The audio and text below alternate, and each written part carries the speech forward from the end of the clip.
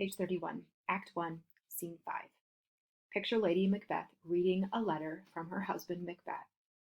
Use your mental theater. What is she doing? What's her mood? Enter Macbeth's wife alone with a letter. Lady Macbeth reading the letter. This is what Macbeth wrote to her. He's writing about the witches. They met me in the day of success, and I have learned by the perfectest report they have more in them than mortal knowledge. When I burned in desire to question them further, they made themselves air, into which they vanished.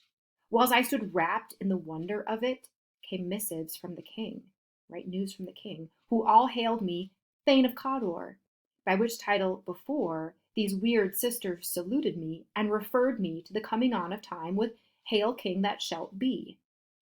This have I thought good to deliver thee, my dearest partner of greatness, that thou mightst not lose the dues of rejoicing by being ignorant of what greatness is promised thee. Lay it to thy heart, and farewell. Glamis thou art, and Cawdor, and shalt be what thou are promised. Right? You're going to be king. Yet I do fear thy nature. It's too full of the milk of human kindness to catch the nearest way. You might be too nice. She's worried Macbeth might be too nice to do what needs to be done. Thou wouldst be great, art not without ambition, but without the illness that should attend it. Right? You don't quite have the gumption in your nature to do what needs to be done to be king. What thou wouldst hidely, that wouldst thou holily, wouldst not play false, and yet wouldst wrongly win. Thou'dst have, great Glamis, that which cries, thus thou must do, if thou have it, and that which rather thou dost fear to do, than wishest should be undone. We know what we have to do, but I'm not sure you're brave enough to do it, Macbeth, and then you're going to regret it. Hie thee hither, hurry up and get to me, Macbeth, that I may pour my spirits in thine ear, and chastise with the valor of my tongue all that impedes thee from the golden round, which fate and metaphysical aid doth seem to have thee crowned withal. So she's saying, I hope Macbeth gets here quickly, because I need to convince him to do what needs to be done to get that golden round, the crown, to get the crown. Here comes a messenger. What is your tidings? The king comes here tonight. Thou art mad to say it. Is not thy master with you, who, were it so, would have informed for preparation? So please you, it is true. Our Thane is coming. Yep, Macbeth is coming. One of my fellows had the speed of him, who, almost dead for breath, had scarcely more than would have made up his message. He's coming. We'll give him tending. He brings great news. The messenger exits.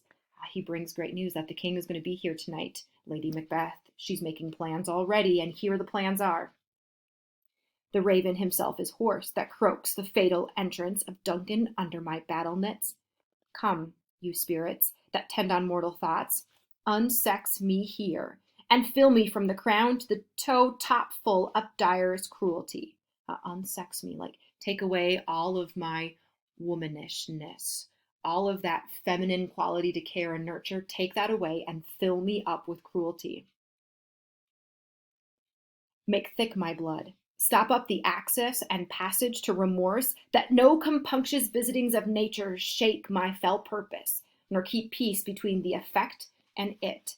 Come to my woman's breast and take my milk for gall, you murdering ministers, wherever in your sightless substances you wait on nature's mischief. So in two different ways, she's saying, unsex me, take away all of the kind womanly features. When she says, no compunctious visitings of nature shake my purpose, and then take my milk for gall, right? Milk, what you nurturing food, you keep an infant alive with that, take away everything nurturing about me, and just make me evil. Come, thick night, and pall thee in the dunnest smoke of hell, that my keen knife see not the wound it makes, nor heaven peep through the blanket of the dark to cry, hold, hold. Enter Macbeth.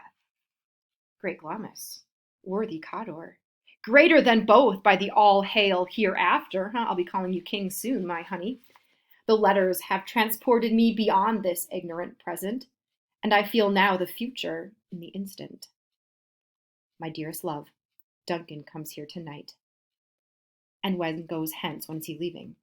Tomorrow, as he purposes. Oh, never shall sun that morrow see. He's not going to see the sun tomorrow. Your face, my Thane, is as a book where men may read strange matters. To beguile the time, look like the time.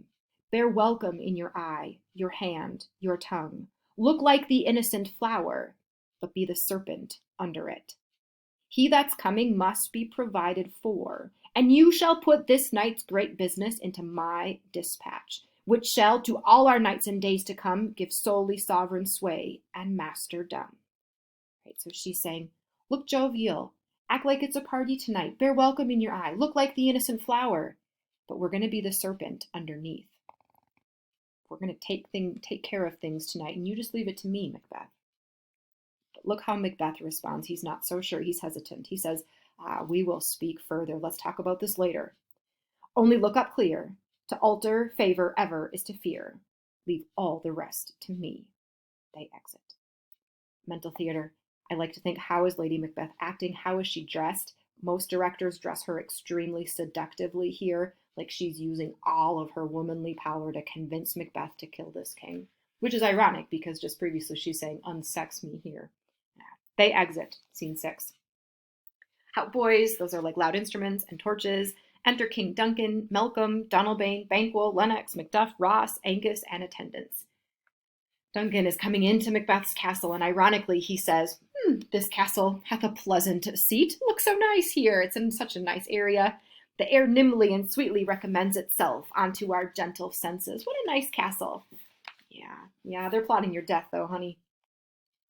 This guest of summer, the temple-haunting martlet does approve, by his loved mansionry, that the heavens breathe smells wooingly here. It is nice here. No jutty, frieze, buttress, nor quaint of vantage, but this bird hath made his pendant bed and procreant cradle. It's so nice even the birds stay here. Where they most breed and haunt, I have observed, the air is delicate. Enter Lady Macbeth. See our honored hostess. The love that follows us sometimes is our trouble, which still we thank as love. Herein I teach you how you shall bid God ild us for your pains and thank us for your trouble. Sorry we didn't give you much notice, but thanks for all the trouble you're going through. All our service, in every point twice done and then done double, we're poor and single business to contend against those honors deep and broad wherewith your majesty loads our house. We're so honored that you're here. For those of old and the late dignities heaped up to them, we rest your hermits, make yourself at home. Where's the Thane of Cawdor, Where's Macbeth? We coursed him at the heels, we were right behind him, and had a purpose to be his purveyor, but he rides well, and his great love, sharp as a spur, hath helped him to his home before us. He beat us here. It must be because he missed you so much. Fair and noble hostess, we are your guests tonight. And we are your servants ever, have theirs themselves and what is theirs in compt, to make their audit at your highness' pleasure, still to return your own. Give me your hand. And he takes her hand. Conduct me to mine host, to Macbeth. We love him highly, and shall continue our graces toward him by your leave, hostess. They exit. Scene 7, hautboys, like those loud instruments, announcing the approach of a king. Torches, enter a sewer, so like a butler kind of, and diverse servants with dishes and service over the stage, like they're preparing for a dinner somewhere else. And now Macbeth comes on stage all by himself, a soliloquy here. He's going to be showing his indecision. He's going to be showing his conscience, his worry. Here it goes. If it were done when 'tis done, then 'twere well it were done quickly. Right? Let's kill this king quickly. If the assassination could trammel up the consequence and catch with his surcease success, that but this blow might be the be-all and the end-all here. But here upon this bank and shoal of time, we jump to the life to come. But in these cases, we still have judgment here, that what but teach bloody instruction, which, being taught, return to plague the inventor. That's a long sentence, you guys. It starts with Macbeth saying, if we could get this assassination done successfully, and that's the end of it, well, then that's great. But in these cases on this earth, that's not the way it works, because there's judgment here. And it teaches bloody instruction, which will return to plague the inventor, which means the person who starts the violence, usually retaliation comes in the form of violence. And so this is going to come back and get me. it's not just going to end here. This even-handed justice commends the ingredients of our poisoned chalice to our own lips, right? It gets even with us. He, meaning King Duncan, he is here in double trust. First, he trusts me because I am his kinsman and his subject, strong both against the deed, right? We're family, and I'm his subject. I shouldn't be killing him. Second, I shouldn't kill him because, as his host, I should, against his murderer, shut the door, not bear the knife myself. Besides, this Duncan hath borne his faculties so meek, hath been so clear in his great office, that his virtues will plead like angels, trumpet-tongued against the deep damnation of his taking off. So here's another reason I shouldn't kill him. Because he's been so meek, he's been a humble king. He's been so clear in his great office, meaning he hasn't been a deceptive king. He's been clear. He hasn't been a tyrant. Everyone loves him. And so because of that, because of these virtues, people are going to be so upset if he's assassinated. No one is going to agree with his assassination because everybody loves King Duncan. So they're going to pity him like a naked newborn babe striding the blast, or heaven's cherubim horsed upon the sightless warriors of the air, and they shall blow the horrid deed in every eye, that tears shall drown the wind. I have no spur to prick the sides of my intent, but only vaulting ambition, which overleaps itself and falls on the other. Macbeth is very thoughtful here, very reasoned. He says, I have no spur to prick the sides of my intent. I have no reason to do this, to kill the king. Only vaulting ambition, my own greed. Enter Lady Macbeth. How now, lady, what news? He has almost finished supper. Why have you left the chamber? Why, has he asked for me? Know you he has? Of course he has, huh? We will proceed no further in this business, huh, honey? We are not murdering him. He hath honored me of late, right? He has given me titles. And I have bought golden opinions from all sorts of people, which would be worn now in their newest gloss, not cast aside so soon. Right? I need to enjoy these honors right now. Was the hope drunk wherein you dressed yourself? Hath it slept since? And wakes it now to look so green and pale as to what it did so freely? From this time such I account thy love. Are you afraid to be the same in thine own act and valor as thou art in desire? Wouldst thou have that which thou esteemest the ornament of life, and live a coward in thine own esteem, letting I dare not wait upon I would, like the poor cat in the adage? Right? Are you afraid? It's like the cat in the old saying that wants the fish but won't get his paws wet. Are you afraid? Prithee, peace, lady. I dare do all that may become a man. Who dares do more is none. Well, what beast was it then that made you break this enterprise to me? Why'd you even tell me about this? When you durst do it, then you were a man.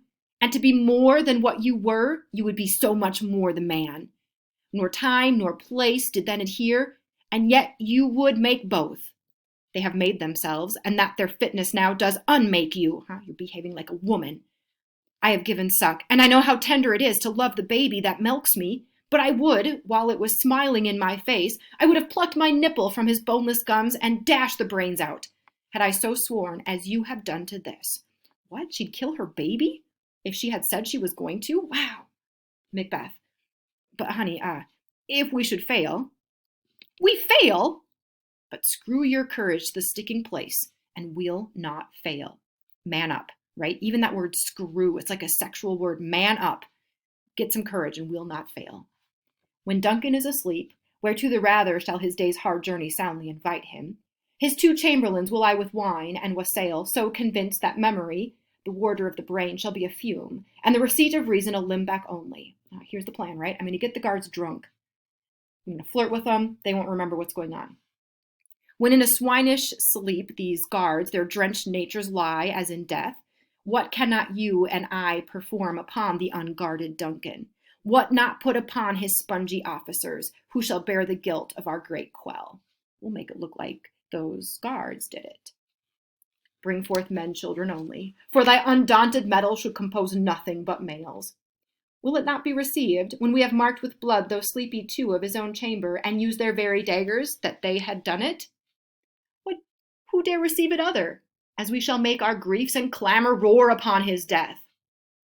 Okay, I am settled, and bend up each corporal agent to this terrible feat, away, and mock the time with fairest show.